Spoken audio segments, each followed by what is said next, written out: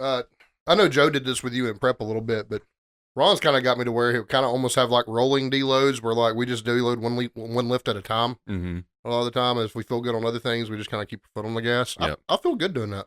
Yeah, it's not a bad strategy because like if you only have fatigue in certain like aspects, if your whole body's shutting down, like there's a difference. But when you're just like, I really had a super heavy bench and it really crushed the fuck out of me. Everything else feels fine. Keep going. As long as fatigue's managed, I actually surprisingly still make pretty good gains super linear. Like we've been super linear for a while, but again, squats are highly varied, super light. Like so like deadlift's kind of the same.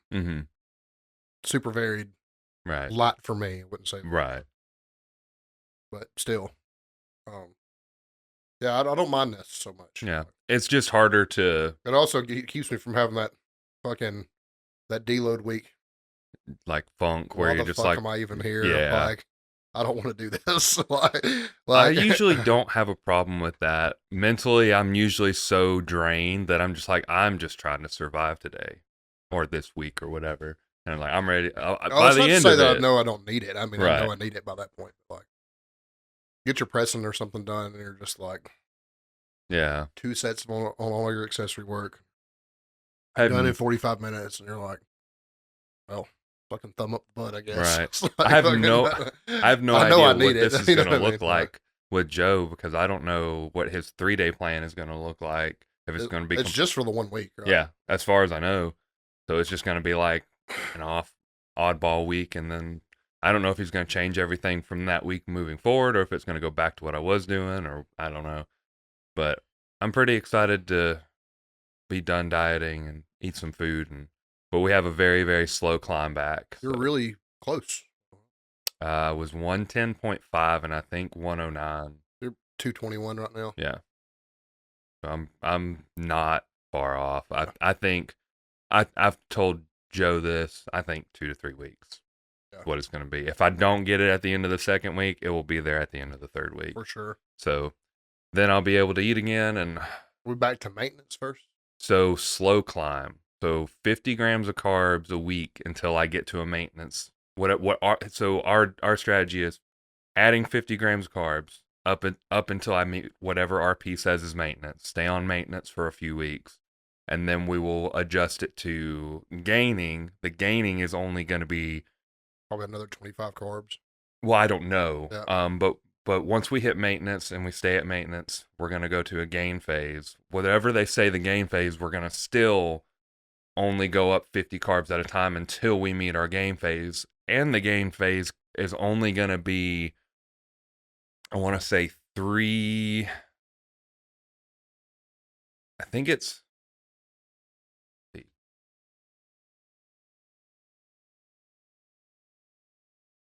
think it's going to be 3 pounds, 3 pounds every 3 months, or is it 2 pounds a month? It's something like that. It was not a lot. Yeah. It was a very, very, very, very, very slow gain. So, I mean, I've seen people do that, and even myself, past years, like do like super, super slow gain like that, and like gain weight and drop body fat percentage. Mm-hmm. That's the goal. Yeah. Like which I mean, and I think I've said this before. If your muscle mass goes up and your body fat stays the same, then your body fat percentage is yeah. So I mean, it's fine. I don't really care as far as like that goes. I'm pretty lean right now. I know I'm not quite where I want to be, but I'm also not at the weight goal. Drop some big bucks on some Travago, man. $1,500 for 5 milligrams. Man, that's crazy. They were giving that shit away for free. No, you missed out on some serious gains, right? It would have helped your cut too. You could have got. You could have got the semaglutide or the tirzepatide. Was it semaglutide or tirzepatide that did it with? One or the other. One of the GLP-1s. I think it was semaglutide, but I could be wrong. But yeah, missed out hard on that. we heard Dr. Mike put that video out like 2 months too late, something like that. I don't remember when I know they closed the trial pretty recently after we found out about it. It was killing people supposedly. 2 people out of 1,000. Was it 1,000? I don't remember how many, but yeah. I like that math. But also, these people were I mean, unhealthy. They're not people like, not even like me, let alone like you. Yeah, they were like severely obese people. One of them had a history of heart attacks. So. Yeah, pour one out for them. It sucks. Right. But also, were they just going to have that anyway? Whether they were taking that's what they said in the study, right? Like, I think one of them, both of them, they couldn't link it directly to it, but they were like, we just don't know, so we're not going to say it didn't, but we're not going to say it did. Can't say it did, can't say it didn't. Yeah. But hey, look, if it works as good as it does, 30 pounds of muscle loss and only 30 pounds of weight loss and to only have lost 2 pounds of muscle is insane. Yeah. We're talking about that like probably closer to like 35-40% typically comes from muscle. Like not quite 50-50, but like pretty big portion of it actually comes from muscle, and to have retained that much is just crazy. Fucking stupid. And then it's like just taking it by itself. I don't know, taking it with testosterone or growth hormone, like who knows? I mean, the whole point of his video was like, we may not have to have anabolics anymore if these things like. Well, he did say testosterone because you need it for TRT for therapy purposes. Yeah. Basically, he said TRT and this shit, but he did say specifically for bodybuilders, not for powerlifters, because obviously there's certain compounds that have CNS potentials. Yeah. And that's, where most of your strength comes from is your central nervous system. So, I mean, I think there's a lot of us, though, that would take. I'd take an extra 20 pounds of lean muscle. Well, but not only that, though, we would take not having to run a 19 NORs half the year, being able to take the myostatin inhibitor or TRT and an oral 8 weeks out. Yeah. Over constant fucking liver damage from Deca or Tren or, Yep. 100%. So. But is it worth $1,500 a week? I mean, even the safer stuff we're kind of starting to learn about, like the DHT derived stuff that me and you discussed, Primo and stuff like that. Masteron, which I'm still. If you got mental health issues, I'm not sure about DHT derived things, but it might not have been exclusively that. Yeah, to be completely honest with you, it's hard to say sometimes, especially if you're on like a stack, like. It's hard to say if it was the combination of things, if it was one thing specifically.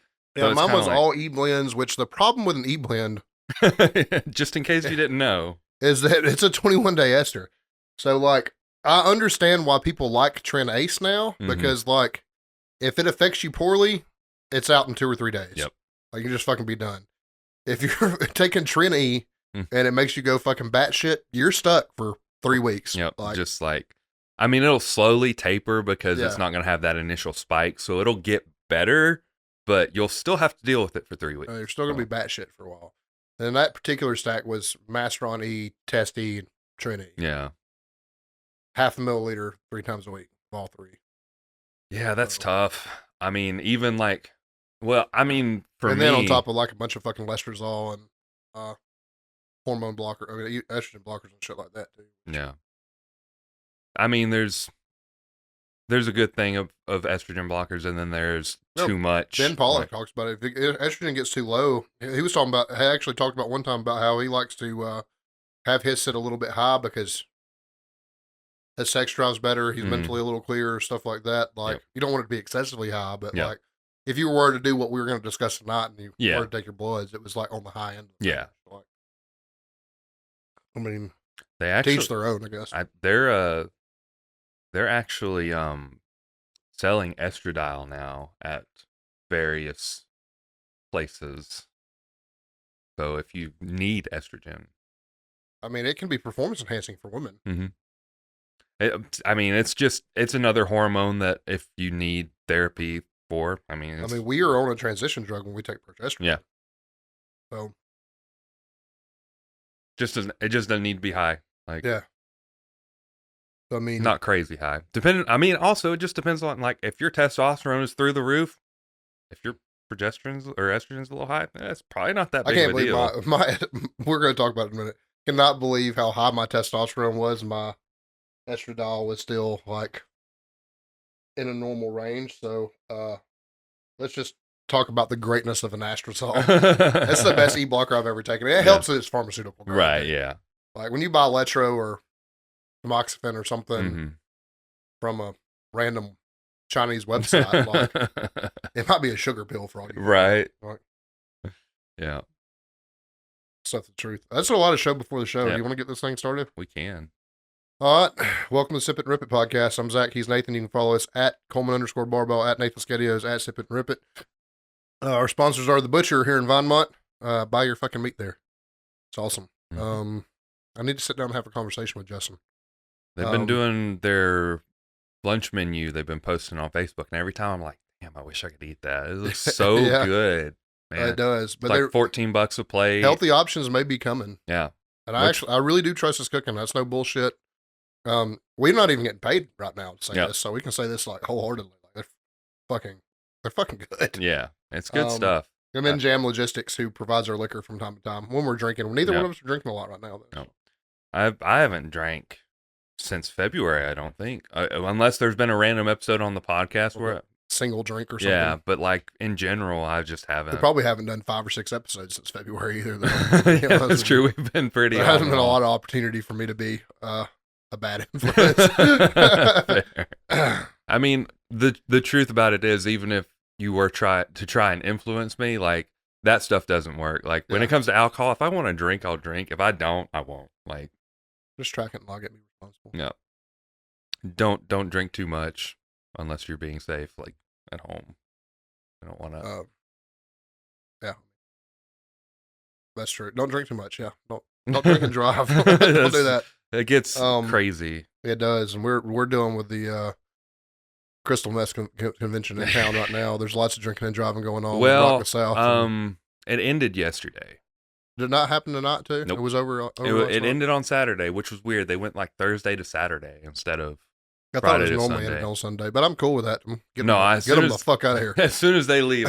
Like, look, the one good thing is that it boosts the economy, right? Our economy gets a nice little hit there, but aside from that, like the people that show up, all this crap. There was apparently a video of a proposal that happened, and it was, man, cringy. I haven't watched it. I refuse to watch it. I mean, Desi was telling me about it, and I was like, "Poh."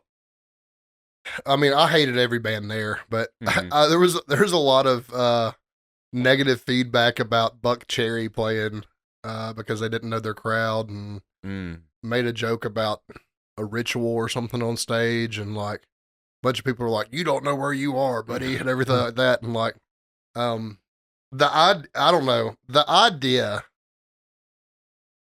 that country music is family friendly and wholesome is just like pretty funny. And then you're gonna have this giant festival where everybody's belligerently drunk and rolling around in mud and dressed like $2 fucking whores, which that happens at every concert. I don't really, that definitely transcends the genre. Don't get me wrong. And there's drugs and alcohol at every show I've ever been to. Other than maybe like some hardcore stuff where it's mostly a straight edge crowd. But there's like, well, it probably wasn't at that orchestra that you went to. Well, we were all drunk as fuck at that orchestra. Well, maybe not drugs, very, then. very, very, probably not drugs, but alcohol is very prevalent at orchestral shows. But I mean, I don't know. I'm happy it's done. Yeah, it is what it is. Anyway, people were complaining about that, about them not knowing the crowd and everything, and I'm like, man, like, I don't know. The idea that like it inherently too, the idea that country music is family friendly and wholesome is like not country, right? At all. Like, so like even if you want to be one of those country music apologists, said, well, the old stuff used to be good. You know, the old stuff didn't fucking pander and do what it does now. Like it is a fucking bootlicking, pandering. Let's see how many fucking tickets we can sell. Let's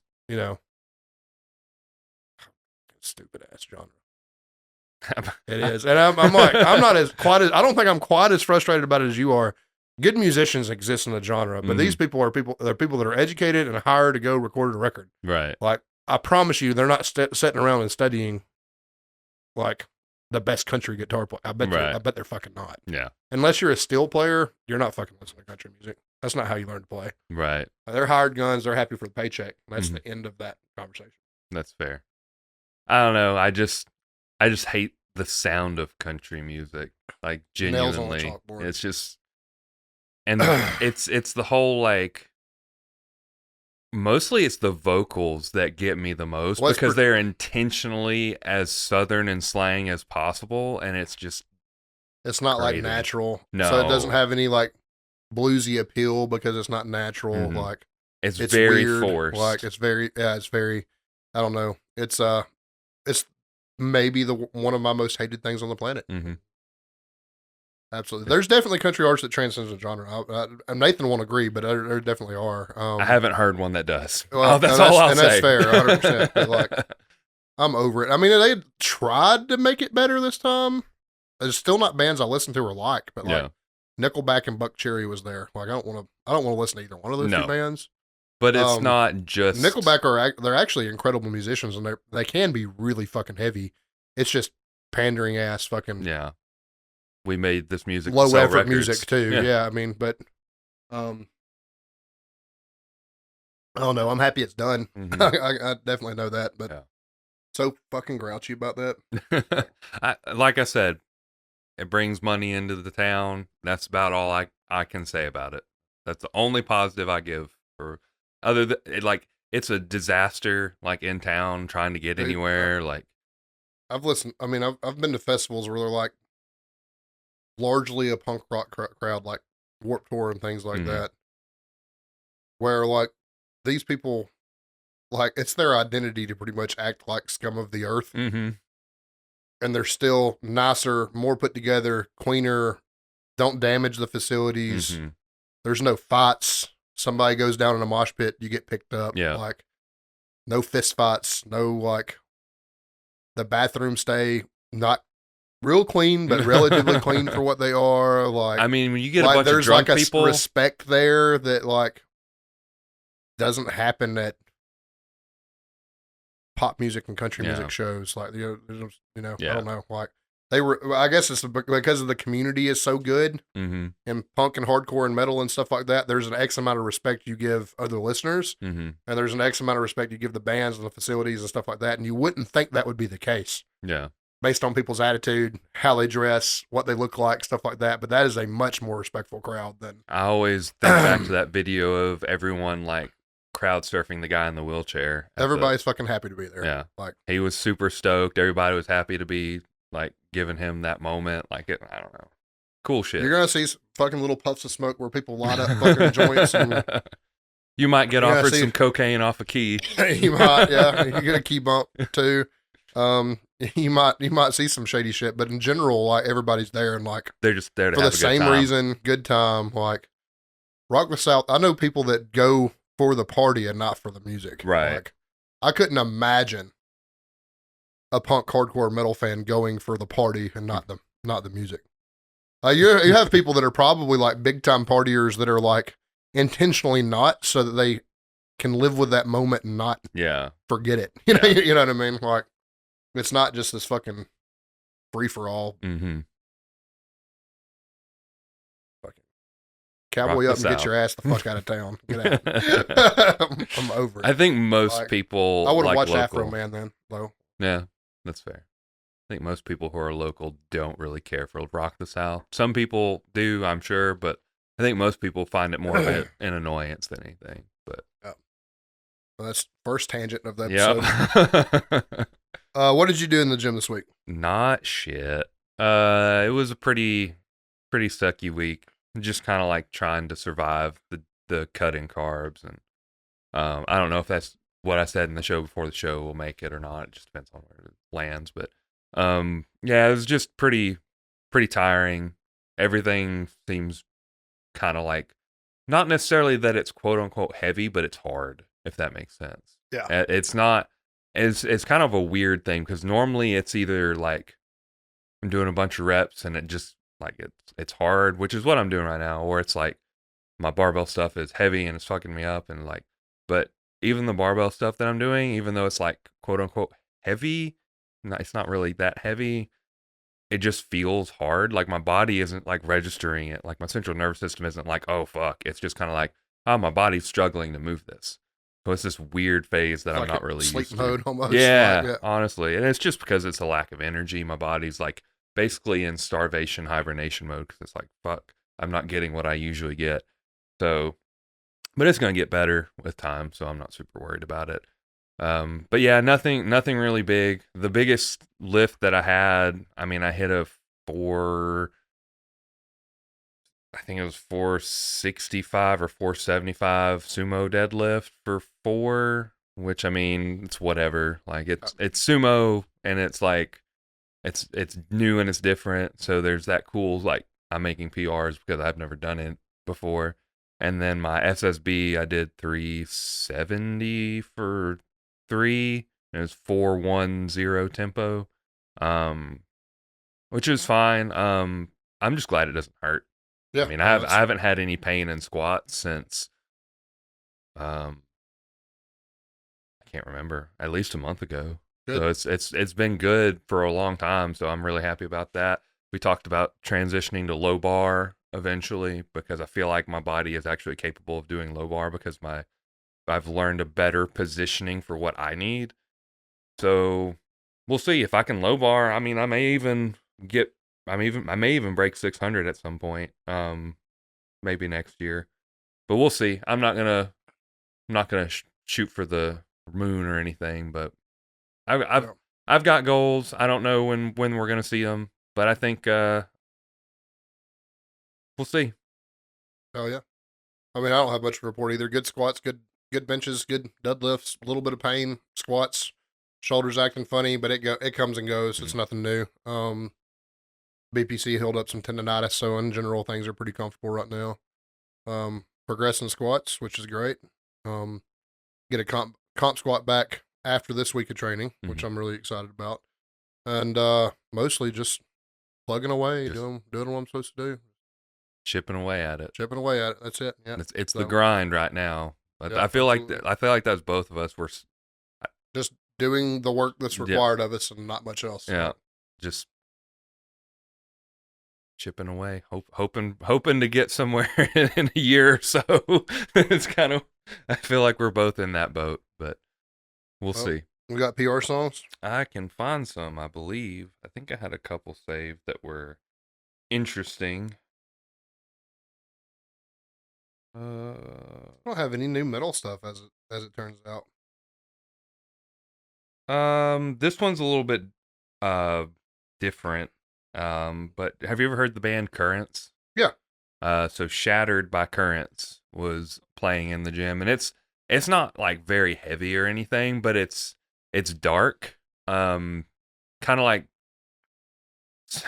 I guess, like an emo metal type sound is the best way to describe them. But it's pretty cool. It's fun to listen to in the gym, so I dig it. Don't have a whole lot of new metal, so we're gonna go back with an old Big X the Plug song called Mr. Trouble. It's pretty fucking cool. I like him when I like him. I don't always like his stuff. As he's blown up, he is involved in more and more stuff where he kind of panders to people too. But it's good rap. I really like him. Try to support him. Important to trust, just try to support artists you like. And for the most part, his shit's awesome. So, so that's my first entry. Do you got another one? Yeah. This one was interesting. So we've talked. There are very few cover songs that are better than the original, and I think I found one. So In Flames. I think most people know In Flames. So Take This Life. Nick Nocturnal and Kyle Anderson covered it, and I feel like it kept enough of the roots that if you like the original song, you'll still like it, but it changed it enough to where it was like kind of heavier. The vocals were better in my opinion. Tonal, like the tone of it was significantly better. I just thought it was a cool song, and I'm not a huge In Flames fan, but I did grow up listening to some of their stuff, and that was one of the songs that I listened to a lot. Cover your ears, Skylar. But I never fucking liked In Flames. I mean, that's fair. Like they're kind of hacks, to be honest with you. Not great musicians. They're kind of mid, honestly, like all the way around. But it was one of those first bands that I listened to getting into metal. So, In Flames and Sepultura, two bands that, well, the exception of when Eloy played for Sepultura, two bands that people love that were kind of fucking hacks. They were bad. They, yeah, I mean, you know what I mean? Like, really, the only song that I like by Sepultura is Roots. Yeah, I mean that's after anything aside from that, I can kind of just be like, nah, I can take it or leave it. But since you went it with a cover song too, this is a recommendation by Skylar, so I shit on one of his favorite bands and shitty ass In Flames. But I'm going to make up for it here because this is a band that he likes covering one of my favorite bands. But Heaven Shall Burn's cover of Killswitch Engage's Numbered Days. Oh, that's cool. Was actually really fucking good. A really honest and accurate cover for the most part. Yeah. It does feel newer and heavier as a cover song. It should be enough of yours to make it believable and like you would play it and enjoy it. Like I don't like a carbon copy. Right. Because that's when things start sounding fucky. Yeah. Even as a professional musician where my job is to do a carbon copy, I like a little bit of myself in those things. Right. So like when I hear a cover song, I expect a little bit of them. Yeah. But it also has Jesse Leach is featured on it, so he does have some of the original vocals on it. But it's really fucking good. They did a good, honest, pretty accurate take of the song. So it's awesome. I have to check that out because I like. Heaven Shall Burn are a bunch of fucking vegans, but are they?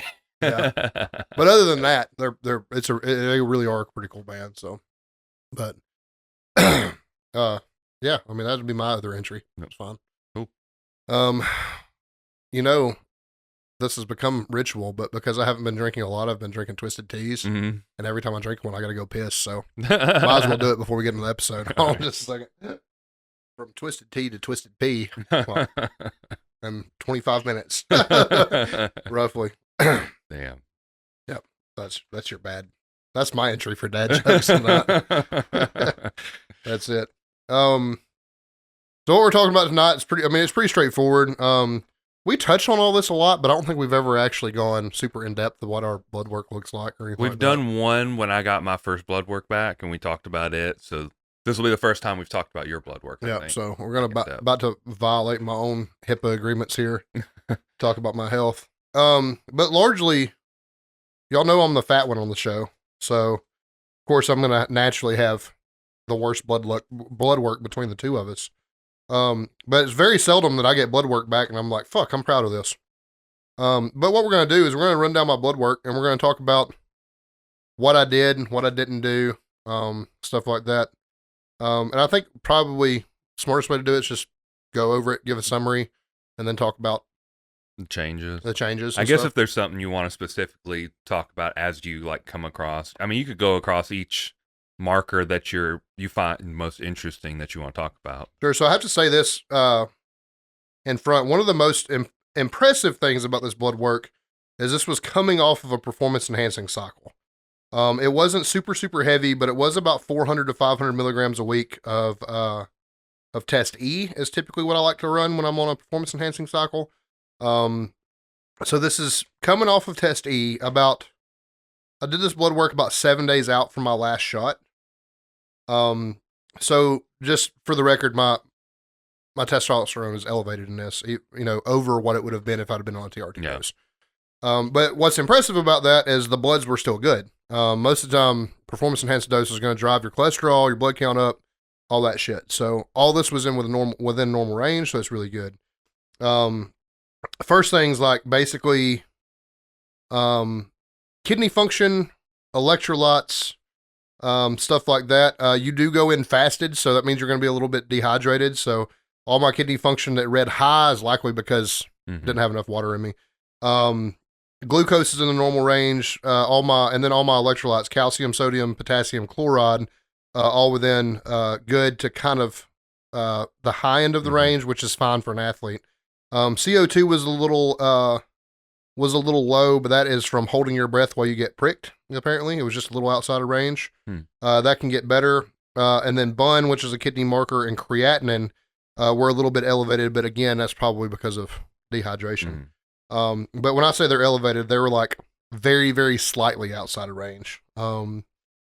Ratios on both those things were good. And then getting into my liver function, all of those things were better, which is great for me. including protein being a little bit higher. Of course, that's a function of just physically eating more protein. Mm-hmm. And then one of the more impressive things about coming off of a performance enhancing dose is my cholesterol is a full 120. This is total cholesterol, 120 points below my highest. It's about 50 points off from where it was last time, but it's 187 now from what it was originally 300 upon starting. HDL and LDL is still a little fucked up. Good cholesterol still a little low. Bad cholesterol still a little high. Triglycerides are also still a little high, but triglycerides get spiked by beef or shrimp. Mm-hmm. So if you've ate those within 24 hours of your blood work, they're likely to be high. Ratio could be better on my cholesterol, but again, total cholesterol was still fine. Magnesium was good. Iron was great. And DHEA, which I do supplement, was right in the middle. Testosterone was so high it was unmeasurable. Me and Nathan's doctor stops at 1,500, so we know that it was at least 1,500. Estradiol was in the normal range, which is your estrogen. Progesterone was low, and FSH was low. Follicle stimulating hormone is basically what keeps your balls dropped while you're while you're on cycle, while you're off, doesn't matter. But that's responsible for testosterone production.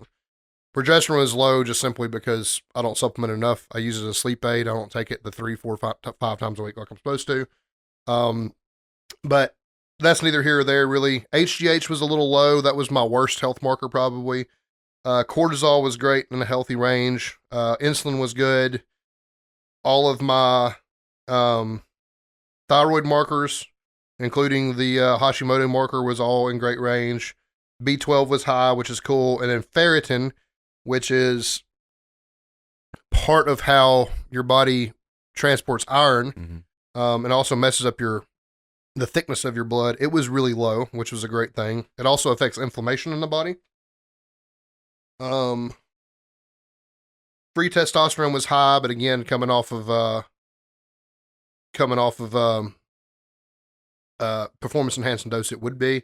Vitamin D was a little low, but I have corrected that by supplementing since. And then blood count, red blood cell count under in the normal range, and then hemoglobin under 17.5. It was at 16.6 this time, which is crazy low for me coming off performance enhancing dose. That number gets up about 20 most of the time. So that's pretty much, the rest of them are all ratios, white blood cell count ratios, stuff like that. All of that was normal. But that's the rundown of my blood work. I'm the healthiest I've ever been by my blood panel. So I'm really, really proud of that, especially considering I had just come off performance enhancing dose where all these numbers should have been elevated. Yep. So pretty fucking happy. On top of this, my body scan was up like 2.5 pounds.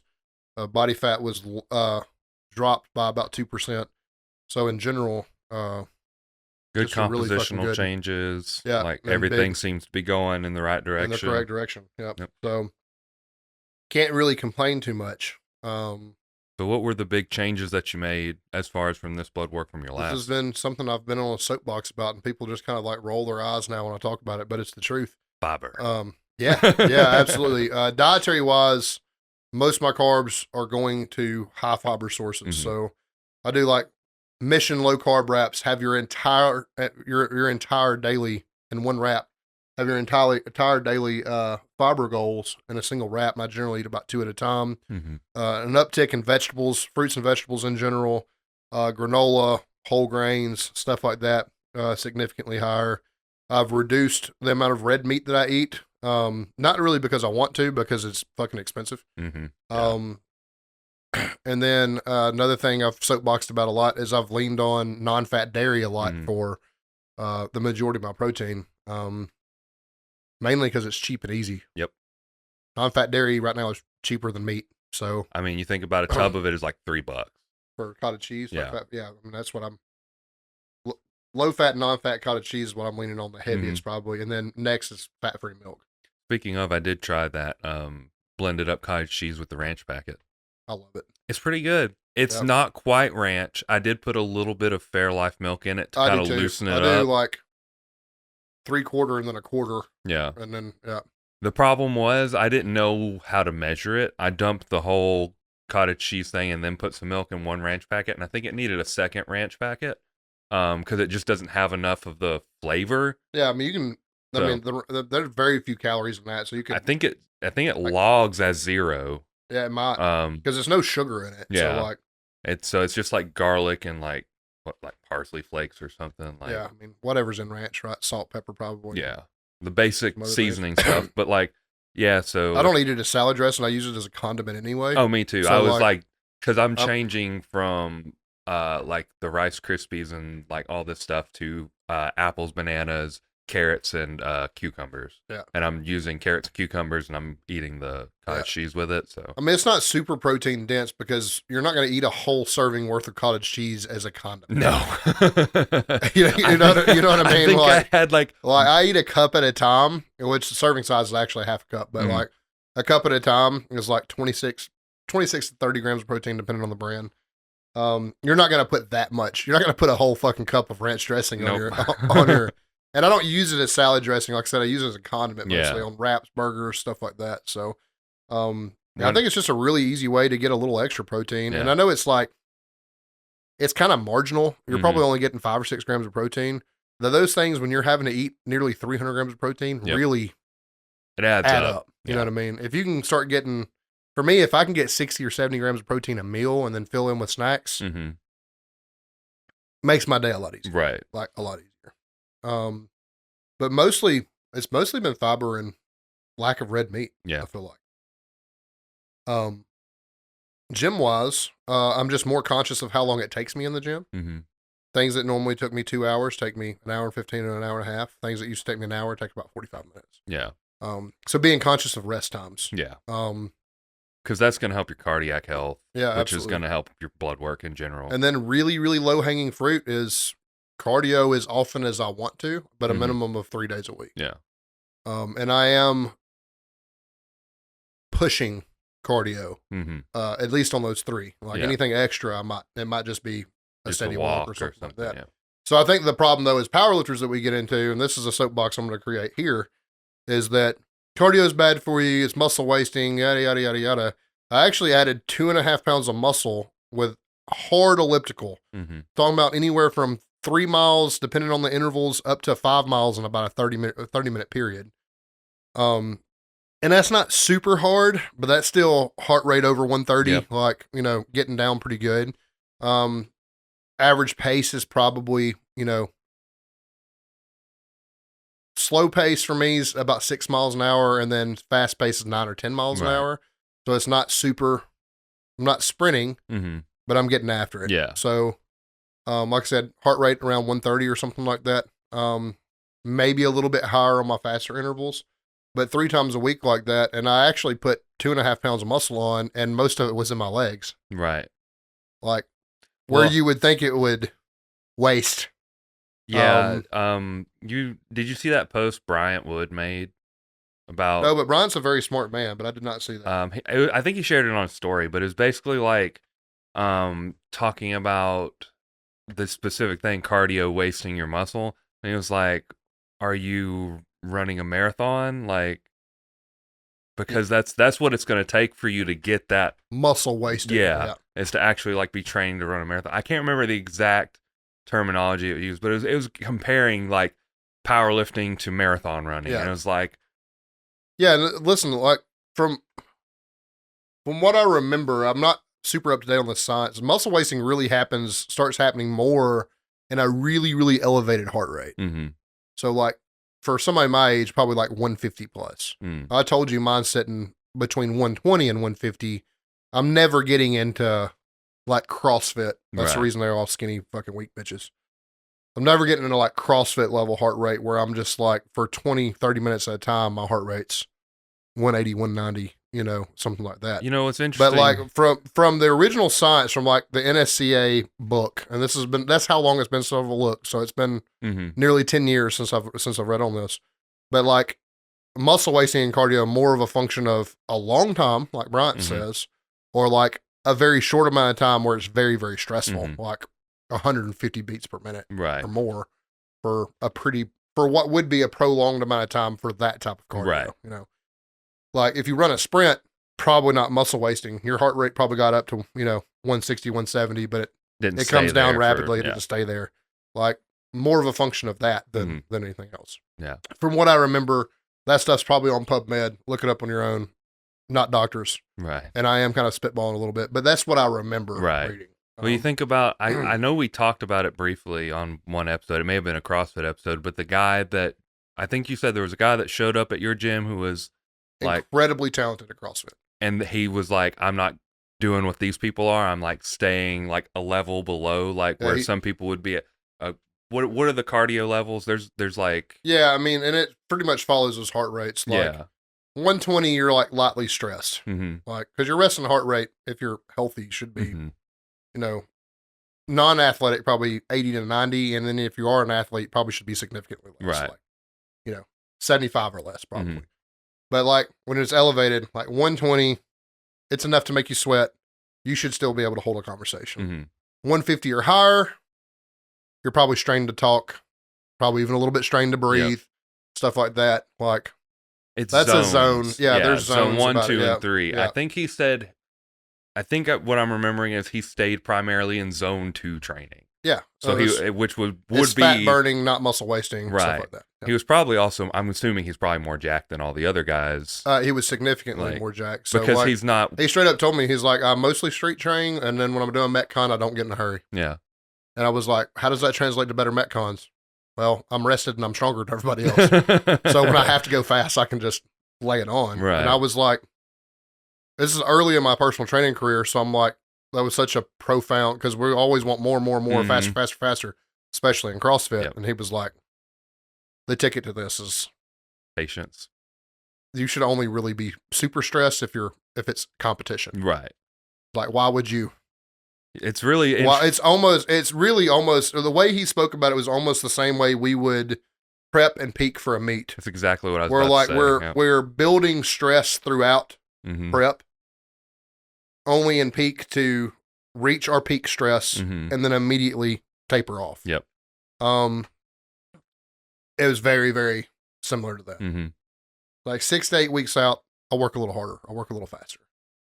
Like, still, if I can manage to beat everybody and my heart rate stays at 130 and y'all were slumped over dying at, 190, 200 beats per minute, then I know I've functionally outdone you in every, like, I'm not stressed by this at all. And he's like, that's the ticket. He's like, if I have to scale workouts, if I do this, whatever I have to do, keep my heart rate low. If I have to walk a little bit on a run, doesn't matter.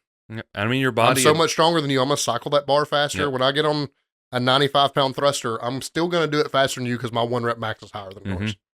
Like, it makes so much sense. And I used to talk to, CrossFit athletes when I still had them. And I was like, the key to this is strength. And you're heightening your work capacity by having a higher 1 rep max. If you can, bench press 405, you're probably going to press 225 in a Metcon a hell of a lot faster than somebody with a 275 pound. Yeah, he's got a 4.5 minute mile time, but he presses 275 and he has to go AMRAP to 225. Who do you think's going to fucking win that? Yep. Like the run, and I'm doing it myself right now on Couch to 5K. Like that's the interval I use for my elliptical training. I'm not running, but I'm doing it. But it's just keeps you honest. Yeah. I'm not expecting to run a 5K. It's just a means to me work a little bit harder, do a little bit better. It's measurable. Yep. And the success in it is measurable. So it makes sense to run something like that, even your cardio. But like, it takes about 6 weeks to develop really good cardiovascular capacity. It takes years to develop strength. Yep. Like, it is not instant. So why would you spend all your time building the cardiovascular capacity that you could in a very short amount So wrapping this back up to where I'm at, like I have functionally stayed in a zone where I'm not muscle wasting. I'm basically building endurance and building heart health. And now that has basically come full circle to where I can do a 2-hour workout in 1 hour and 15 minutes now. I'm not spending all day in the gym. Think about it. I do 30 minutes of cardio and my workout's 1 hour and 15 minutes. That's still 15 minutes less than weight training alone would have been a year ago. Right. So like I have bought time back by spending more time elsewhere. Yeah. Building the capacity to 100% get back after it faster. I don't know. maybe that's something I don't utilize often enough from training and programming of other people's, but like, it is not hurting me a bit. I'm not even under recovered by the time you did 5 miles on elliptical. Aren't your legs sore from too sore to squat, too tired to squat? No. Like, I mean, I've squatted, I've been squatting 300 plus pounds multiple times a week for years. Mm-hmm.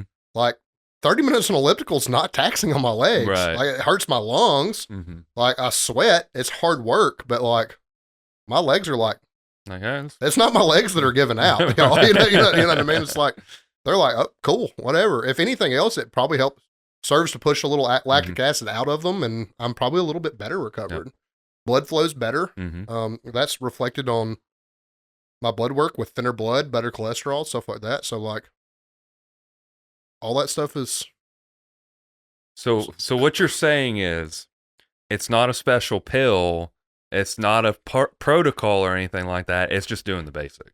Yeah, it is. It's fucking eating right. And well, I made a joke. I'm like, I'm not a small person. I'm definitely overweight still. I think even with a good scan, my body fat percentage came back at like 24. I would love to be under 20. Mm-hmm. Don't get me wrong, but we're making measurable progress with. I'm definitely a gym rat. What feels to me a very, very low cost, low cost with a very, very high return on investment. It's been a very, very low cost to me. I maybe when I get up and go do cardio with stacks in the morning, I maybe lose a half hour of sleep. If that gets to the point where it's really taking away from my day, then I just need to get in bed earlier. Right. Like that's my fault. But like, so you may be talking about 30 minutes less sleep just so I don't have to do cardio alone. Right. But I have plenty enough time in my day. I schedule my own day that if I want to do cardio at 12 p.m. and not meet him in the morning. Yeah, you can. I can, and it's really not that much cost to me. Matter of fact, a lot of the times on my slower intervals on Couch to 5K, I can still send emails, answer text messages, watch technique videos people have sent me, whatever it may be. I mean, I can still get some work done while I'm doing this too. Yep. So it's like, it really kind of has resulted in more focused work a lot of the time. Right. Too. Yeah. Otherwise I might have been driving down the road running an errand and saw somebody's deadlift video and been like, I'll get to this later. But I can, like I said, more focused work. So there's been a lot of like real and direct benefits. It's not unlike, I remember your first stint with Joe and how just awful the warm-ups were. Yeah. And I'm sure they're probably still bad now, but actually there's not, but when you were in prep, you haven't been in prep with Joe again. Yeah. Let's go around. When you were in prep, the warm-ups were atrocious. Yeah. There was 20 minutes of your workout was spent, or more, depending on, was spent on warm-ups. And a lot of it was interval training and almost like, heart rate up almost borderline CrossFit in some things. You did have to do circuits, box jumps, and lat prayers and shit like that, before your deadlifts. But like, there is definitely something, and there is missing gains on the table if you're not doing cardio. I mean, it is very low hanging fruit. Like, and that's one of those things too. Like, I know it kind of like trying to get it at home is kind of like, it takes up space and stuff because I need a machine or whatever. You can get a walking mat. Yeah, 100%. They're like $80-$90 on Amazon. Just, it's not going to be very fast. Yeah. I think your best, like the most you're going to get, I was like 3.5 miles an hour is fine for a walk. Right. So you can still, it's not going to be hard cardio, but steady state cardio, like it's very, very easy. 3.5 is enough to get your heart rate 100, 110. Yep. Like, if you're my size, maybe a little bit higher. That's one thing too, I will say, and this reflects my work capacity going up tremendously. My resting heart rate, I am medicated for a high resting heart rate. I have a medical condition that causes me to have a high resting heart rate. So I've been doing this. Mine's been sitting at like 80. That's really good. Where normally it was seriously between me perfectly healthy, nothing wrong with me, my heart rate would sit between 95 and 105. It's 80 just because I made the decision to work a little harder and sweat a little bit more. And like I'm telling you, health-wise, the return on investment's been huge. And the idea that it's making me weaker is completely fucking false. Yeah. Like, it's done nothing but made me more efficient and, if anything else, tougher in the gym. I mean, think about all the high-level athletes and powerlifters. They all do cardio. Like, I don't know. It might be as simple as getting their 10,000 steps in a day, but they're doing something. I mean, Brianni is, I don't know if she's still the best deadlifter in the world as far as women go. I think she's still top 3. She might be still be the best raw. Yeah. But I think there was an equipped lady who pulled 7. But she does cardio like all the time. Yeah. And she's also like lean and jacked and like, I don't know. I think she has pretty good bloods. I think she posted her bloods like a month or 2 ago. Y'all wonder why. I mean, there are definitely accidents that happen in bodybuilding, 100%, where people have ran too much gear, have heart attack and stuff like that. You wonder why guys can run as much as they run and still maintain healthy bloods. I remember like Mark Bell back in the day, like fucking before he went on his running stint and stuff like that. It was after his weight loss, but he wasn't running yet. He was still pretty much a powerlifter. Talking about what he was on and going and getting blood work done, his blood work was fucking perfect. Yep. Like, because he's not lazy. Yep. You know what I mean? He's like making some attempt to eat right. And I know his diets are quirky, and I think it's popular to shit on Mark now. I don't know if you've kind of noticed. I feel like there's a lot of, I feel like he gets a lot of like hate toward Mark Bell now. Well, he's doing a lot of weird stuff, and that's why. And he is, and 100%. But that's somebody that's earned, first of all, he earned his health back by doing things right. He's earned the right to get a little weird. Yeah. He's already, been at the highest level of powerlifting. Sure, it was single ply, multiply, right. but still, he was there. He's been there. Yeah, He also has done a bodybuilding show. I think he won, didn't he? I think for his age division, whatever. I mean, submasters or masters, whatever it was. But yeah, I mean, he's done several sports at a really high level. I think he did okay in his marathon, didn't he? Like, I mean, it wasn't just. I don't think it was just like astounding, but it was better than me and you would go. Right, for sure. Like, it wasn't average Joe marathon time. Yeah, it's not like he walked half of it. You know what I mean? Like, is he going to go win? Most people aren't. Yeah, like, like no. I mean, unless you're training to win a marathon, and he's not at the body weight to go win a marathon. I mean, he's always going to be a relatively heavy guy despite his body composition. So, but like, you see these people do it right. Like, there's a reason why. I'm sure Chris Bumstead runs more gear than me. 100%. There's a reason his blood work looks better than most of ours, despite what he might be taking. Dr. Mike's same thing. He talks about his blood work always coming back really good, despite running several grams of gear. Yeah, I mean, because they do everything else right. I mean, their diet's dialed in, their cardio's dialed in. Don't skip on cardio. They sleep as much as they can. That's dictated by genetics and sometimes by gear protocol. Right. And sometimes just by life and work schedule. If you got kids, God help you. The sleep schedule can be whatever it is. You sleep when you sleep, They train smart, But here I am. I would say it was a moderate amount of gear. It wasn't a whole lot. I didn't take an oral. Right. And I wasn't on any 19 Nors. It was basically doubled up on my testosterone. Yeah. So a very moderate amount of gear. Still using nicotine. Still drinking some. And just got back the healthiest blood work I've ever got in my life. This is better blood work than coming off of 75 hard. Yeah. 75 days of no drinking and no bullshit. Like, what did I do right? Like, 75 hard, I slummed through the cardio. I got it done, but like... But you weren't... It wasn't like... Vested and some of that's because of rest on 75. You're not rested on 75 hard. Right. You're, walking laps at 11:30 because you have to get it done before 11:59. You know what I mean? Like, so like rest is not part of the equation on 75 hard. And, bad sleep contributes to negative blood work too. But like 75 days of eating everything right versus, I don't know how many days, 91 between our blood draws, right? 91 days of just doing food right, basically, and applying myself a little bit of effort. Still not killing myself, but a little bit of effort on cardio resulted in the best blood work of my life. Yep.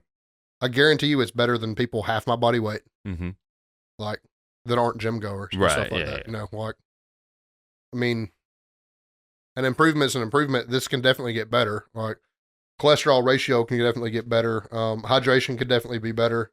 I mean, everything else that could be better is supplemental things like progesterone, FSH, HGH, and the D3. Like, it's all stuff that is solved with a shot or a pill. Yeah. A shot or a pill that I buy anyway. Right. Like, so Easy. just need to take it. You know what I mean? So, I mean, I don't know. I wouldn't mind, and we even can now, but elaborating more on the power of cardio. Yeah. As it can, benefit weight training directly. Yeah.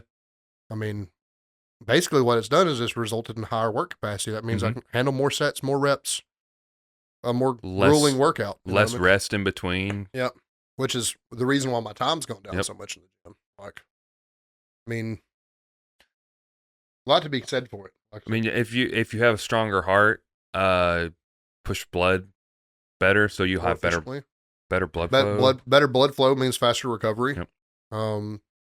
Probably would result. I would imagine it would result in some of these numbers, especially hormonal numbers, being better. You know, really, really funny thing about some of this is this is a pretty. I was not prepared with this blood work. I went a day early because I happened to be in Madison already, and like even some health markers that were in the normal range could have, like insulin and glucose specifically, could have been a little bit better because I didn't have black coffee that morning. I had a full sugar coffee, didn't eat, right? Because I thought it would be a possibility, but like, yeah. But I mean, even some of that stuff could have been better. Like, so I would say very, very low effort and a really, really high return on investment. And also, like, you think about just cardio, if it burns a little bit of fat, I mean, honestly, that's not going to hurt you. Like, getting just a little bit leaner, I mean, unless you're like in prep, I guess, and you need to hold on to as much weight as you can for performance reasons, but like typically the leaner person wins anyway. Yeah. If you're struggling with a weight class, I mean, the cardio bringing down a couple pounds of fat, not going to be a bad thing. No, not at all. I mean, you know, our goal is to be the leanest we can and the heaviest weight we can inside of our weight class. Yep. So if you're a 275, you need to be bumping, you know, 274.9 to 75.1. Is 75.1 the limit, or is it 75? 275 even. But like, you need to be like right there and as lean as you possibly can, right? Like, the more muscular person likely is the winner. Yep. Like, that's the truth. At least, well, you know, there's always give and take. There's genetic differences, there's training differences, stuff like that.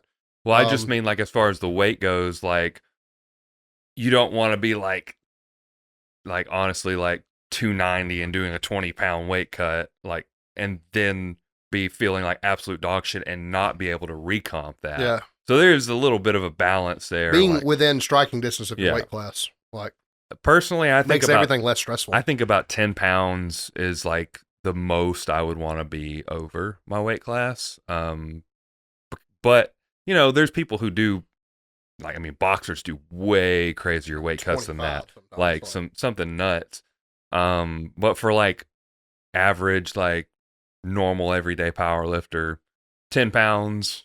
Yeah, I would still say, unless there's a record to break, you probably need to train inside your weight class. But I mean, you definitely want to be within striking distance of your weight class. Like, the closer you can be and still be strong, like that's. I mean, if you can be like pretty lean, I mean, if you just don't want to be like bodybuilder lean, like that's when you start getting into a certain aspect, you start losing performance. Yeah. So you do have to kind of balance that out. But like, aside from that, is it like 10%? Roughly 10 to 12%. Yeah, I mean, I've read this from several people before, but Heathen Strong is the first person I remember saying it. Joe actually said something similar. There's really not much reason as a power lifter, other than a super heavyweight, to be above about 15% body fat. Yeah, which I'm outside of right now, right? Admittedly, but like 10 to 15, pretty ideal performance. Yeah, like. Start getting below 10, really probably happens more around about 8. Starting getting below about 8. And it probably depends on your work body, capacity your goes down. Hormonally, you're a little bit worse off. Like, fat's important for testosterone. Yep. So it's also important for your brain function, which affects your CNS. It's important for, so I mean, there's definitely a certain point where, and now if you're just naturally a leaner person, like I got a couple powerlifters now that walk around at 8% body fat without really even any diet or right. anything. Without, it's just they were thin people when they started, and they've put on muscle now, and they look good, they're strong, but like they were just never going to be big. Yeah. Outside of those people, like there's really not a whole lot of reason to be super sub lean. 10, but there's no reason to be over 15. Yeah. And I'm talking to myself here, but like, I mean, if you tell me I can drop 2% body fat every 91 days, we know progress slows. It's not perfectly linear or anything like that. But like, if you can drop anything, if you're dropping every 91 days and you're staying about the same weight, which I really haven't lost that much weight. I told you 5 or 6 pounds. I think I started at 290. I wake up between, Sunday I do like to fast, but it's more of a brain function thing. I'm just really clear headed when I do, but I wake up between 281 to 284. Definitely still have weight to lose, 100%. Not arguing that at all. But like, I've still seen my body fat drop. I've seen a gain in muscle. I've seen, all these things. And I don't know, man. It just seems like, and I'm largely still doing what I want. Right. Still smoking, still drinking, still have, a Waffle House run from time to time. And it's just a function of a little bit of effort, both nutritionally and cardiovascular. Yeah. So, I mean, it just goes to show how powerful and there's a reason why we've always said, sleep, hydration, nutrition, like are the pillars of like your body composition. There's a reason why. Yeah. I mean, consistently hydrating is probably where I can pick up the most. I could probably work a little harder on that myself too. I've been now drinking. I would say I'm probably between 3/4 and a gallon. Realistically, I need to be between a gallon and 2 gallons. Yeah. I just have been leaning so hard on 0-calorie sodas lately, just because it keeps me from being super hungry all the time. Sure. I feel like when I start eating more, that dependency is going to drop and my hydration will get better. Joe's actually the only trainer I've ever seen be honest about this. Is like, unless it's like really, really, really caffeinated and there's like known diuretics in it, like anything liquid outside of that counts toward your hydration. It does. Like, you can drink your fat-free milk and it does have a hydrating effect because it's, still mostly water. Like tea, like stuff like that. Probably don't want to drink a lot of it, and that's going to depend on the tea. Like, you don't want to drink like dandelion root, but like if you're drinking like regular black orange tea mix, like Southern unsweet tea, like no sugar in it. Sugar's not inherently bad for you either, but like, you just have to be careful. There's a hydrating aspect to it. There's a hydrating aspect even to sodas and whatnot within reason. Yeah. That doesn't need to make up most of your hydration because it has a lot of other things in it too that are hard on your kidneys and yada, yada, yada. But Tuca, baby. But it's still, nevertheless though, it still counts toward total hydration. Yeah. It's probably anything over, this is speculation, I haven't looked, it was probably anything over about 100 milligrams of caffeine is probably starting to get pretty negative for you. But like, your orange juice, your milk, stuff like that, there's hydrating aspects to those things. So yeah, I think Dr. Mike talked about an energy drink like just being hydrating. Like there wasn't much difference between that and a water. I mean, it's still mostly water. That's my point about it. Like, there's definitely my point about that caffeine is the caffeine. The caffeine is a natural diuretic, but the caffeine and then all the vitamins that come along with it, those things are hard on your kidneys. So you're going to need additional hydration, if nothing else. Even if it's hydrating, you're going to need additional hydration to flush your kidneys. It's basically just like you need to balance it with your water. Yeah, like absolutely. That's essentially you don't need 4 a day. Yeah, but if you have your couple a day and maybe a cup of coffee, and you're still getting your gallon of water, you're probably all right. Yeah, absolutely. Like, it doesn't need to be solely from that. You're right. Like, I mean, a really good indicator is if you're pissing clear. I know that's like old school way of thinking. That doesn't mean that you're optimally hydrated, but that does mean that you're probably hydrated to a degree of health. Yeah. Probably athletically, probably still could be underhydrated. Yeah. But like, you should never fucking piss yell, and it should never feel like a fucking fireball coming out of your dickhead because you haven't had water in 72 hours. That's a fucking problem. You know what I mean? Like, but there's hydrating aspects to all this. Yeah. So, I mean, blue methylene will make your pee blue green. I mean, it's in the name, so it's kind of weird at first. You get used to it, but it's a little strange. I mean, what other? Do you got any? I don't feel like this is all that profound. It's eating fiber and doing cardio, right? Like, but do you have anything that you've stumbled across that's like, hey, this is like legitimately really, really good for my blood work, for the way I feel, for I mean, the only things that like I said, TUDCA for your liver health, and just keeping your like body like cycled and cleaned out, right? Because like when I was only taking milk thistle, my my liver enzymes were still a little elevated. When I started taking milk thistle and TUDCA, they dropped significantly, and everything was like back into a normal range. And then nattokinase for your blood. Yeah, I was gonna say nattokinase definitely with blood thinness. Helps. And one thing we discussed, me and Nathan discussed before the show, Joe pointed it out to him either on a video or via their conversation. I think it was conversation. But if you're a bigger person, you probably need more of that supplement. Mm-hmm. So like for me, the nattokinase is 2,000 milligram capsules, and a serving size is 4,000 milligrams. Mm-hmm. So you take 2.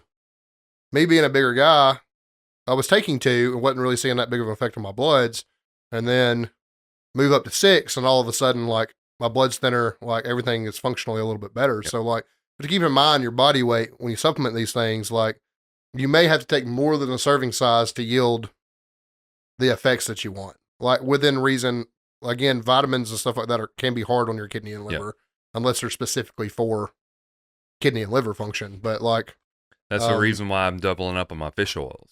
Like I take 1 in the morning or 2 in the morning and 2 in the evening. Yeah. Because my LDL cholesterol is always low. I'm like, well, if I double up on this. HDL is always low. HDL? Yeah. HDL is the one we want to be high. Yep. I only say that because I have my blood work in front of me. Right. But yeah, it lowers your LDL and raises your HDL. So that's an important thing. You know? Yeah. I need to start supplementing that too. That's something we talked about. But like, it would probably behoove me, being 50 pounds, 60 pounds heavier than you, to take a little bit more than you do. Like, that should go without saying, but like, we're so bad about just reading the label and like this is the serving size. Oh, why doesn't it work? Well, you're probably too big for it to work. I mean, if you really break it down, this is kind of like a layman's way of looking at it. How much alcohol does it take a bigger guy to get drunk versus a little girl?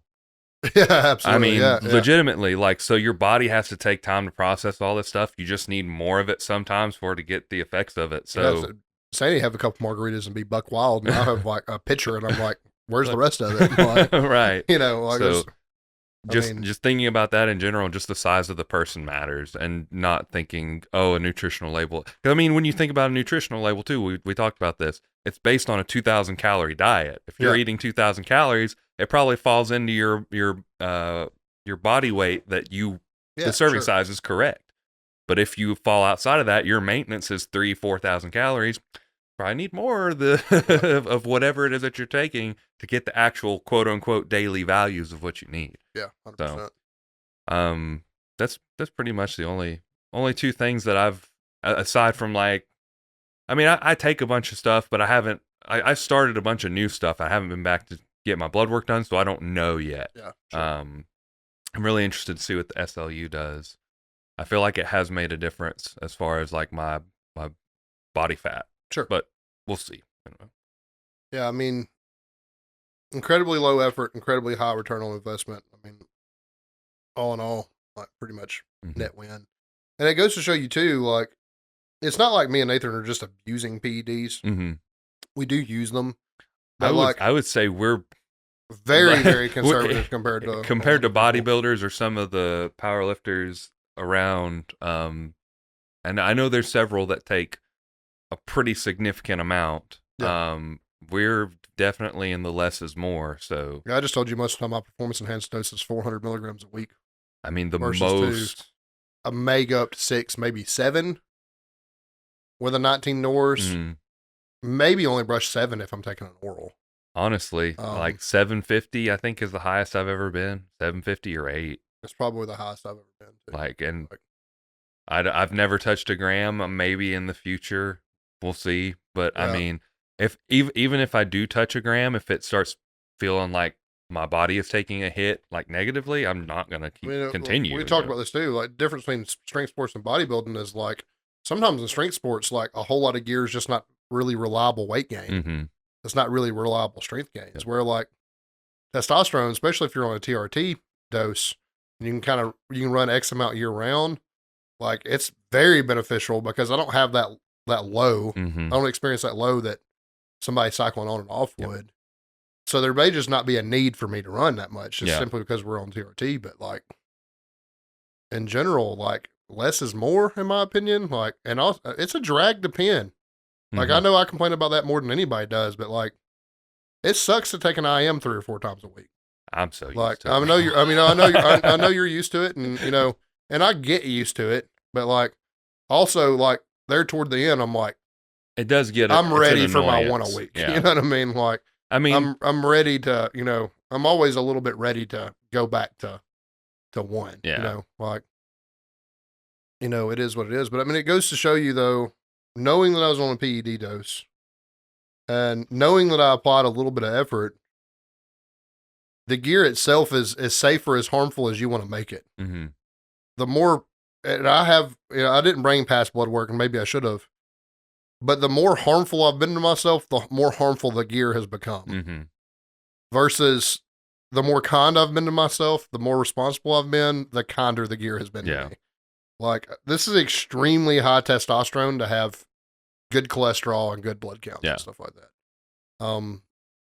Not just for me, but for anybody, really. Mm-hmm. It sounds like I'm bragging on myself, but like, I have never came off a PED dose and had good blood work at all, let alone great blood work. And it was because of just a very, very slim amount of effort. You know what's interesting? I just thought about this. Joe posted his labs after, it was a couple weeks after his show. He got it drawn, and then he got his results back, and all but like a few things were very positive. He may have posted it actually, and I can just. I'd be very, very surprised if everybody's going to have something, they're lacking in or have too much of. Right. Well, and I remember specifically because he was super excited about it, and some people were kind of like shitting on him for it. Here we go. 5 weeks after his show. Let's see. Just says some minor markers. Let's see if I can pull this up. And I think he had a couple of, his liver enzymes were slightly elevated. His HDL was low, but everything else was good. Hemocrit was high. It was 53.3 is what this says. What is the normal range on yours? I just see a 50. On hemocrit? Yeah. Hematocrit is mine was actually, that may have been one of the few bloods that was elevated. Mine was 50 and the normal range is 38 to 48. Okay. So, and that's probably going to depend on the doctor. They might let it go to 50. Yeah, I actually think I remember her telling me that they let it go to 50 before it flags. 37.5 to 50 something is what theirs is showing. I just couldn't see anything past the 5, so it's 50, probably 50 on the dot, if that's what you said. So, and that was really the only two or three things. Everything else was pretty good. His thyroid was good. Other than, this is coming off of a bodybuilding prep, so not only a ton of drugs, not only really intense training, but like intense dieting too. Yeah. Like, and you're talking about the diuretics and stuff. I don't know exactly what he did, so I can't speak on that. But the assumption is, all these things combined, and then 5 weeks later, for his body to rebound so well that he's just a little, like, his hemocrit's a little high and his HDL is a little low, and his liver enzymes are spiked, which makes sense. I mean, just just paying a little bit of attention to health. Yep. Like, and this is not necessarily, I don't necessarily view this as a license to use more gear. Right. But what it does say that if I could tolerate it. If I wanted to, I could tolerate it. Yeah.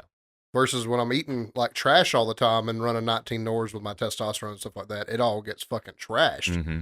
And a lot of that is a function of just not giving a fuck about health. Very, very basic things like cardiovascular health and dietary health. Mm-hmm. Like, this is the lowest hanging. I told you I had a conversation he's doing right now. I had a conversation with Austin. Like, the difference between 18 and 2000, he has 2,000 pound potential, and he's always done everything right inside the gym. The only thing left for him to do for the 2K goal is to button it up and start applying some effort where he normally wouldn't. Like that's I'm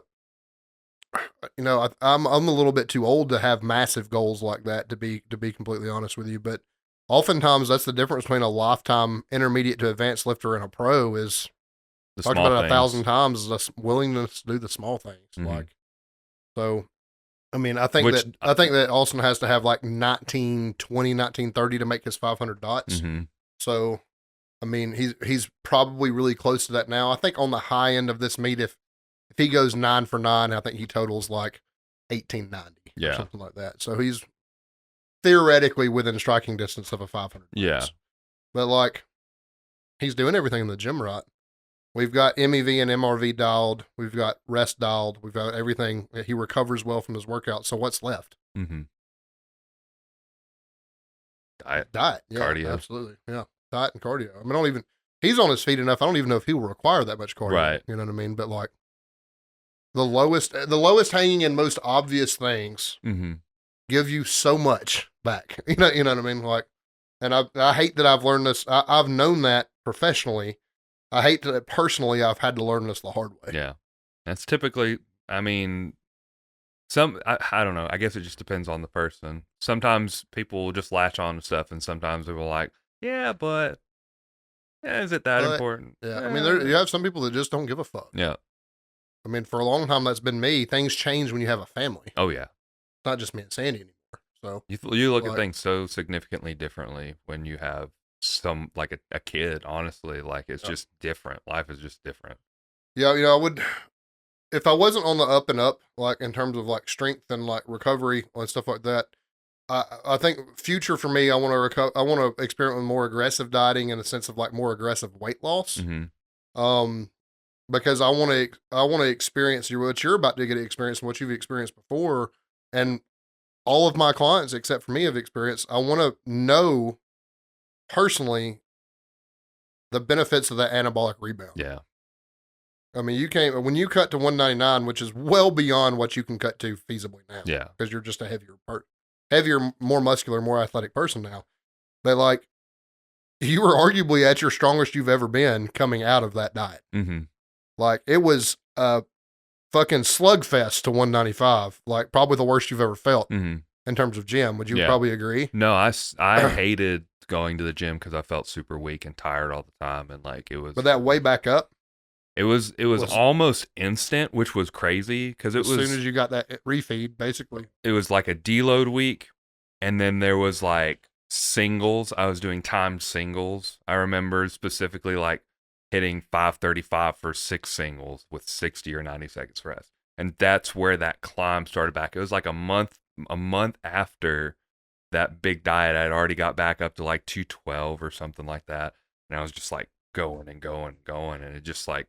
I mean, we progressed all the way to the point. I think that would have been after my meet with Joe. I cut down a bunch of weight. I was training at Alpha, and we just got the deadlift bar. I was super stoked. Deadlifts were just shooting through the roof. Bench was going crazy. Squats have always been a problem, but that's pain related. But yeah, it was just kind of like. Just started happening. Everything started clicking, like movement patterns started feeling better, and then I just put on more muscle and more size and got stronger. Yeah, it worked. Yep. We that's the reason you're doing it now is we think that that's going to work. You know what I mean? It will. I mean, talking to friends that are like on the higher end of bodybuilding, like Chris is trying to get his pro card. I think that he will, at least in his age division. I think that he will. He's competing open and he's competing in his age division too. I think that he'll get his pro card for his age division. But like he talks about like the most important time for bodybuilder of growth is like the reverse dieting and then that 6 to 8 week span post show. Yep. Where you're at your leanest and now you're going back up. Like strength explodes, muscle mass explodes, like all these things just like at bigger men like me, we don't get to experience that often. Yeah. Like living your life in a caloric deficit or living your life not giving a fuck. We don't ever experience that, that anabolic rebound that we really need. Yeah. Lean on some advice, I found and really find it helpful. But you know,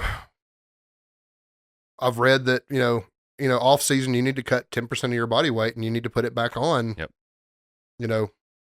Slowly and controlled in a controlled way, not just fucking eat whatever you want to eat, but like, you need, if you're 275, you need, 27 and a half pounds of weight loss, and you need to gain it back in a healthy manner, for body composition purposes, but also for that anabolic rebound. Like, that's not something, I feel like this is probably stuff that's been happening a long time at the top level of powerlifting, but not enough people at the intermediate level like take advantage of, because I really do think that there's still some leftover attitude of, well, I got into powerlifting, so I wouldn't have to do that. Like, that's the old school powerlifter mentality. I mean, I think back about Mark Bell talking about he had to be the bigger guy. You had to keep gaining weight so you could move more weight. That was West Side. That was the way you did things. Yeah.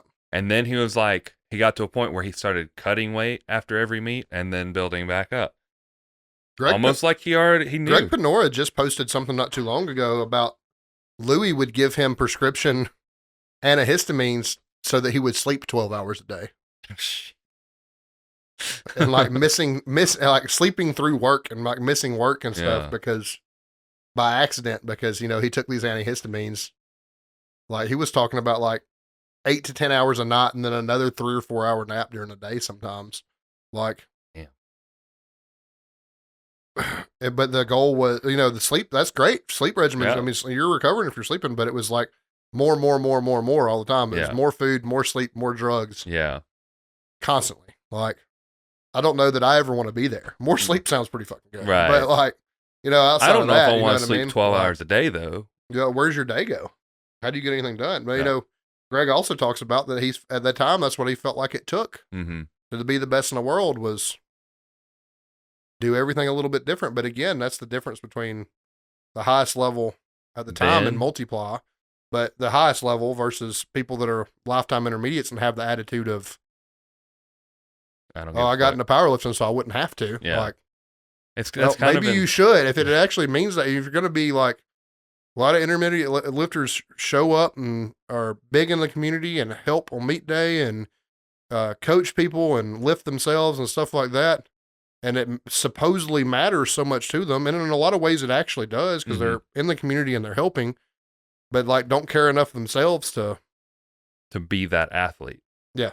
That's the thing. I think the key there is, are you an athlete, or are you like, it's like, think about bodybuilders and average gym goers. Someone goes to the gym, or a gym rat, they do it because they have fun. They're not a bodybuilder. Yeah. Bodybuilder goes in there with a purpose, like they're intentionally like trying to compete at a top level. Yeah. The similar thing with powerlifters, if you want to be successful at it, you have to put in the effort and you have to do everything. You're not a powerlifter. You're just a gym rat that likes powerlifting. Yeah, exactly. I prescribe to the idea of a heavy squat, bench, and deadlift. Yeah. Like that's the gym goer that does that. Oh, powerlifting? I already do that. That's cool. I want to get involved. But I mean, I don't want to say not a powerlifter, because if you squat, bench, and deadlift, you're a powerlifter. Yeah. But if you want to be good at powerlifting, you have to prescribe to a lot of other stuff. One thing that's on my mind professionally is, am I a good example to all these people that, and I haven't been. That's fair. I mean, I really haven't. Like, I have a lot of success because I'm relatable and I understand people's struggles, and I'm empathetic toward people's struggles with weight and whatnot like that. But by and large, I'm eating a candy bar and drinking a Diet Coke while they're laying down the bench press. It's not really a great example, but the way I look is not a terribly great example, things like that. Like, so I have that on my mind professionally now, is, would I do better if I actually followed my own advice and did something about it? And the truth is, I would do better. Yeah. Like, so, if you're in this sport, fine, don't want to make these changes, fine. But if you're actively coaching other people, and this is literally the pot calling the kettle black, and I'm aware of this, but like, we really should be better examples. Well, you think about, Joe made a post. Let me see if I can find it, because I think it was on his story, and it was a pretty profound kind of, it made me really think about like coaching in general. See. Uh, I'm just going to read this off. A good coach will be sympathetic to the struggle of changing your life. A great coach will be sympathetic in that understanding while simultaneously holding you to a higher standard than you might hold yourself. The power is always in your hands to change your life, but sometimes the conversation surrounding that decision will only come when you employ the help of someone who has been there before in both taking that action and facing the same struggles. Never going to be easy, but it's simple. And that kind of means as a coach, you need to have done it. Yeah, that was kind of like the big takeaway was like, as a coach, like having been there and like having been through what your clients or athletes are going through will help not only in a like an emotional sympathetic way because you can relate in that aspect, but you can also kind of help them navigate through it. And there's just a lot to having been there. Yeah. Like even if it's not at the same level, like even if it's not like you're not necessarily like, think about Joe and his guy what's his name? His best squatter. He's Zottel, Justin Zottel. Joe has never squatted 1,000 pounds like Justin has, but he's squatted like a world record. So there is that sort of relation that it's like, I've been there squatting something so fucking heavy, right? Yeah. So like having that relation and being able to like converse with that and like relate is pretty important. So I think doing the weight loss, because that way you will be able to understand and be able to be like, hey, I know this sucks right now because I've been there. But also, when you get the anabolic rebound, you're going to be fucking happy as fuck. Right. So, there's something to be said about not only having the knowledge, but also the experience. Yeah, 100%. Yep. Yeah. And I have in extremes. Yeah. Like, and I need it again, mm-hmm. To be honest with you. And also, I'm a walking billboard for myself. Mm-hmm. That's the truth in this business, whether, you want to admit it or not. Yeah. Like, it's not just enough to be strong and healthy. Like, you kind of do need to look good. Yeah. And that's something I've neglected for a long time. And, it's something, I mean, even though people will say there is no bias, like, I'm not biased, blah, blah, someone is always going to look at you and have a first impression. Yeah. I mean, I'm the beneficiary of being relatable, not the beneficiary of being a success story. Right. So, it takes both. Mm-hmm. I have one and not the other currently. I would say not necessarily that it takes both, but it takes both to be at like a very high level. Yeah. 100%. Like, and that's what career-wise, that's what we hope to achieve. Yeah. So this is a living, It's my career. So, taking that more seriously, it's not necessarily, it's easy to think about what you would do for your family, what would you do for your friends, even what would you do for yourself, but what would you do for your business? Yeah. Like, really, that should almost come first because it affects all those other things too. Does. Yep. So, I mean, definitely, I would say, kind of starting to wrap this up a little bit, I definitely think that I'm starting to experience a maturity and an emotional change about all of this. Like, I think even as it relates to my mental health, like I rely on food to help me with my mental health, but the food is arguably, or the result of the food is arguably why my mental health can be so poor sometimes. Right. So like, because it directly affects self-esteem and stuff like that. Yep. So even knowing that I'm doing better, even if I don't see too many physical changes yet, it's helping my mental health. Like, so but that's the thing. If you see this and you know that things are getting better, then you know you're on the right track. This is an indicator that even if I don't look the part right now, I will. Yep. Exactly. So, like, it's just the grind. Yeah, all absolutely. It is. 100%. And you don't want to take things too quickly either, because like the faster you do at least like, well, you're not really talking about extreme weight loss, but like 15, 20 pounds, I'm guessing that's. Well, I would probably say at 280 right now, if we're going the 10% rule, I'll probably need to be somewhere in the 250s. Yeah. So it just quick math, 30 pounds. So yep. That's not like extreme weight loss. No. So that's something that very easily could be done over a long period of time. 100%. And that would make it not only easier mentally, it'd be easier on your body, like your skin, be easier on your skin. Those are things you have to deal with when it comes to extreme weight loss. But yeah, even non-extreme weight loss, Dr. Mike was talking about his love handles and how much he hated them. because they just would not go away. He would have lean, visible abs, but he'd still have excess skin here, and it bothered him so much he got skin removal surgery. So, like, there is something to be said about that. There are some peptides that may or may not work with loose skin or whatever. It may help tighten them up. I don't know if that's true. I've never tried it. It's not really in my I'm not really in a future. I'm not going to step on a bodybuilding stage. Right. So I don't really know that I care. And also, I mean, even now, I have a gut. Yeah. At the beach, confidently can take my shirt off and be like, I'm still one of the better looking people here. Right. At least I'm visibly athletic and visibly muscular. Like, which is terrible to, not any judgment on anybody else, but like, here I am profoundly unhappy with myself, and like, but you can still Joe down there like can't see his pecker from standing. And he's happy as a fucking lark, right. With his shirt off, standing, and just hanging out. That's my biggest indicator of I've gotten too fat. Like, I never ever want to. That's my biggest rule. Even at my worst, I've always had like, I gotta see my dick from standing. Like, the day that I have to look for it or feel for it and not be able to visibly tell, like, that's a problem. Yep. you know what I mean? 100%. Like, even at my worst, I've at least had that rule, right? But like,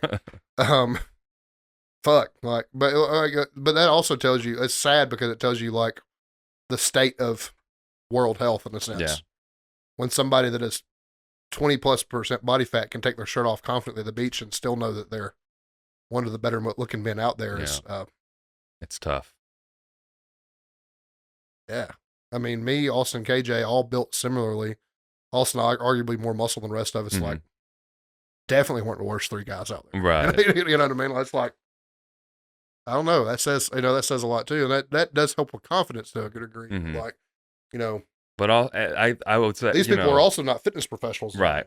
They also don't care. Yep. Like, they're like, oh man, I'm so excited to go eat my fried shrimp and whatever the fuck dessert is a beach dessert. I don't fucking know. Ice cream, I guess. I don't know. Whatever. Apparently Thomas Donuts is the place to be in Panama City. I don't know. I've seen that. We tried to get in there. Did we? At least me and Sandy did when we all went together at one point. Maybe we were out on solo adventure, but.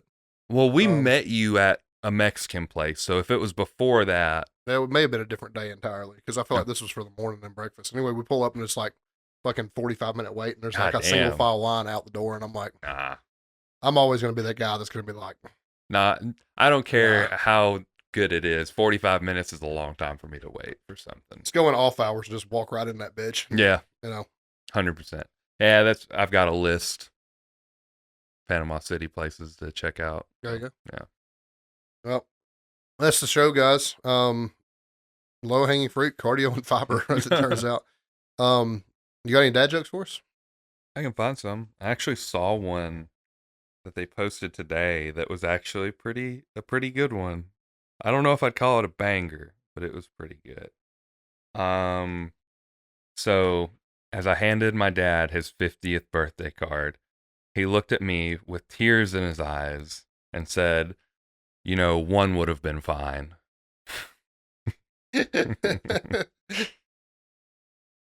You got another one dialed up? Let's see. When your girlfriend comes home in a white suit covered in bee stings and smelling like honey, she's a keeper. I told Sandy that one the other day, and I got a heavy eye roll. I'm not surprised. Justice is a dish best served cold. If it were warm, it would be just water. That's dumb. Pretty dumb. Oh man, there's so much food that I've saved here lately. I don't know if I can find any more dad jokes. I said that one last time. That's how I haven't been keeping up. Yeah, I've already scrolled and got to ones we've said already. So I guess my one and only dad joke was turning Twisted Tea into Twisted P. But... I got one more. This one's pretty good. Guess who I bumped into on the way to get my glasses fixed? Everybody. But yeah, that's pretty. All right, I think that's all. I think that's it. That's the show, y'all. Like and subscribe on YouTube. Listen to us on Spotify, Apple, wherever you get podcasts. Follow us on Instagram at Coleman_Barbell, at Nathan Skedios, at Sip It and Rip It. Don't be a hoe, share the show. Don't sue me. So,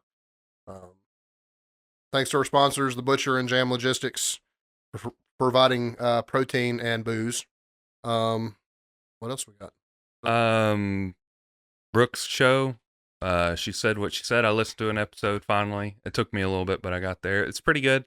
Worth a listen. That I can officially say that now because I've listened. It's not just a shout out, but it's good. She was talking about. She actually had one of her friends who was a personal trainer on there talking about his story and talked about a little bit about their lives and stuff. And it was good. It was an interesting listen. Oh, yeah. Roughly about an hour long on all of her episodes, so not too long.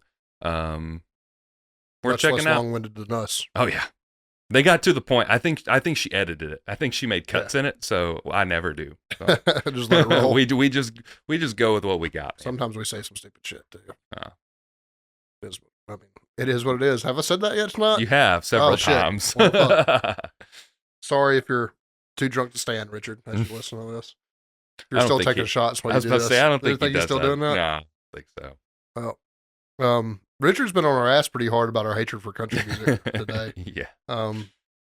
But I mean, you can like what you like. Yeah, I'm not mad at him. I don't care if you like country music. It's something different every week because we dumped on Joey last episode for hardcore, and I said it was the country music of heavy genres. Yeah, and he took that in stride. I know Richard takes it in stride too. Like, I'm fundamentally a hater, though. I can't lie to you. It's in the fiber of my being. Although I'm more willing to admit than Nathan that there are artists and songs that transcend the genre.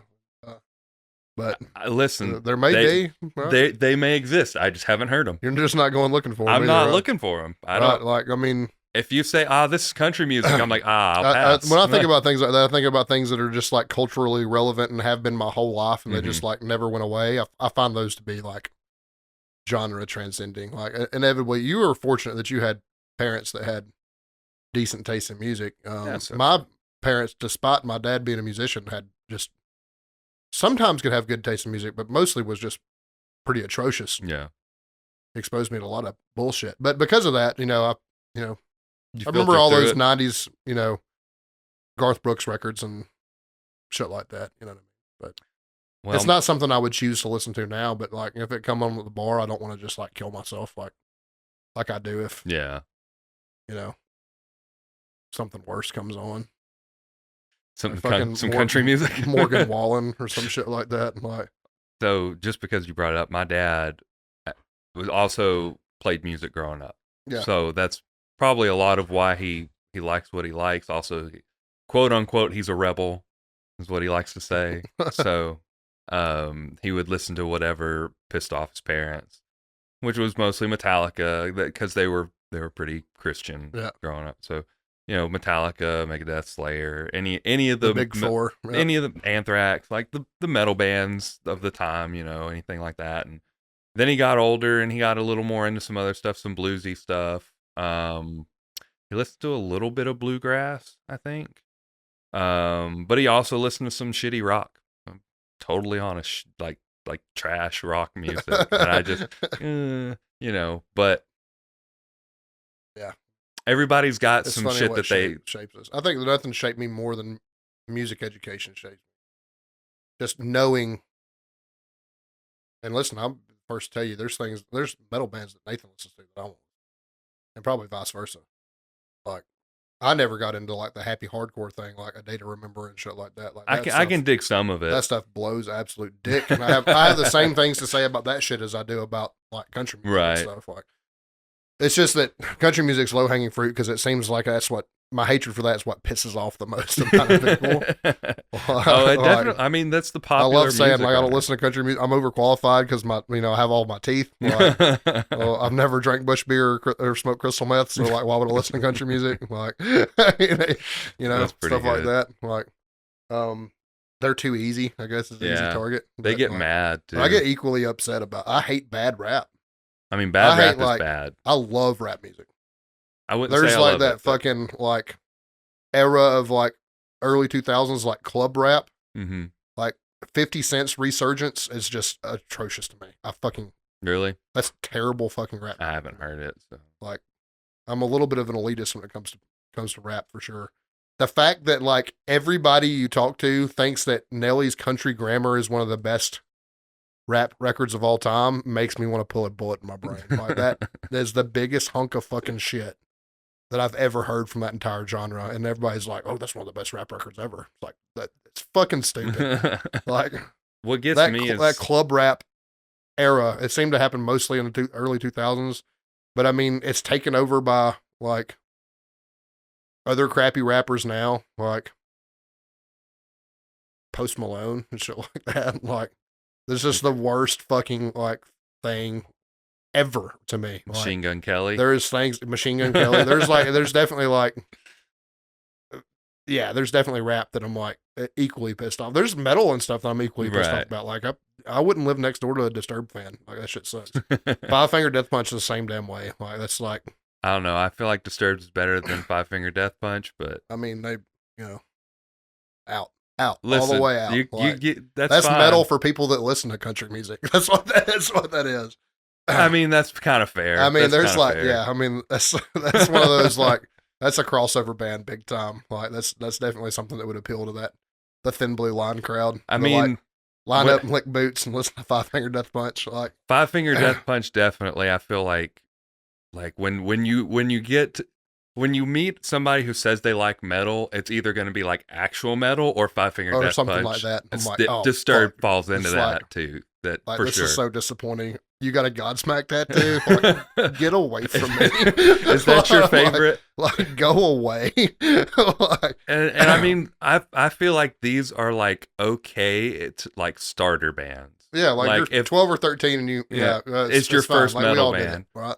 Like for me, my first metal bands were Disturbed, Metallica, Killswitch Engage, and like Drowning Pool. I feel like Disturbed is so far, and even Drowning Pool too, although arguably is better than Disturbed, are so far removed from Killswitch. Mention them in the same sentence. But that as was what, like when I grew up, like offensive, that's like almost. But I understand. Yeah, like I mean it's the same way. Like I had all those records, like 100%. The fact that I remember having Creed records, and I remember loving it. I hate it now, and the fact that people have joked that shit back into existence, and they have like a career. Like I feel like I'm living in my own personal hell because people are all of a sudden all about listening to Creed, and I'm like, this shit sucked the first time. Like I was fucking 10 when it came out, and it was cool then, but like, do y'all never experience like growth? Like, have you ever tried personal growth? Any degree of education whatsoever? like you didn't grow out of this? Like, I mean, well, I'm only going to offend more and more people the longer we stay on. It's okay. That's about time to jump off. We've been here for a while. So. I was going to say it's the end of the episode. Nobody's listening. Everybody tapped out after the dad jokes, probably. Probably so. Disturbed, the Toby Keith of heavy music, basically. I think saying heavy music is a little gracious. Yeah, I don't know if I would call Disturbed or Five Finger Death Punch or any of these bands like heavy. Like they're at best hard rock. Everybody that listen to like the resurgence of dad rock in general, just like it's hilarious to me. Like Creed and Hinder and like Crossfade being all over social media. How do you feel about Seether?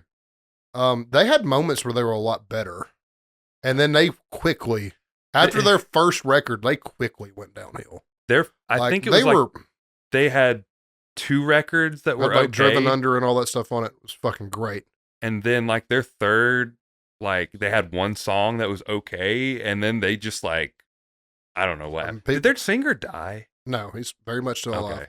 But I mean, Sleep Token's taking that path. Yeah, fucking 3 great records, and then they drop this new one, and it's like. There's good things on the new one, but it's like you can tell they're like decline.